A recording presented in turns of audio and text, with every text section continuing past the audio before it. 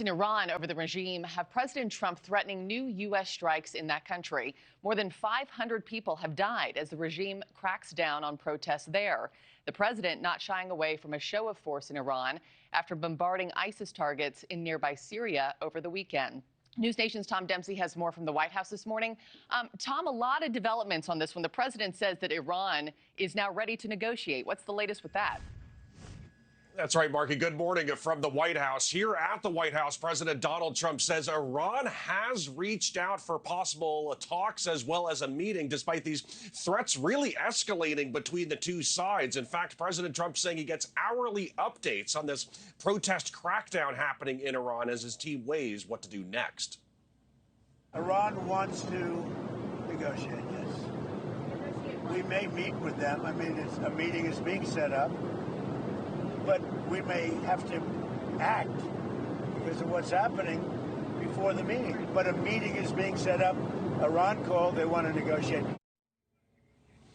Those comments from the president came after the Speaker of Iran's parliament issued a threat against the United States and Israel if they forcefully respond to the protest crackdown, saying, quote, in the event of an attack on Iran, both the occupied territory and all American military centers, bases, and ships in the region will be our legitimate targets. President Trump, though, saying that if that happens, the U.S. military will act.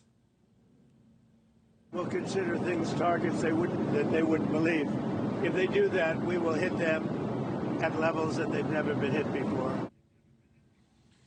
Iran has accused the United States without evidence of fueling the protests, which began last month, first about economic and inflation concerns and now anti-government. According to the human rights activist news agency, the crackdown by Iran law enforcement has led to over 500 people being killed and another 10,000 being arrested. Iran has also shut down the internet across the country and cut phone lines. And in response to that, President Trump saying he may plan to reach out to Elon Musk to set up Starlink satellites to fix that internet blackout happening in Iran. But we also know, Markie, happening tomorrow here at the White House, President Trump plans to meet with senior advisors as far as what the U.S. response could be moving forward. Markie? Yeah, we'll see what more they learn there. And Tom, President Trump focused not just on Iran, but also Syria over the weekend. What's the latest with tensions there? Yeah, that's right. The United States military unleashing a fresh wave of strikes inside Syria, really taking aim at ISIS targets across the country. And Markie, this was a direct retaliation for the deaths of 2 U.S. service members killed last month in an ambush attack, as well as a translator.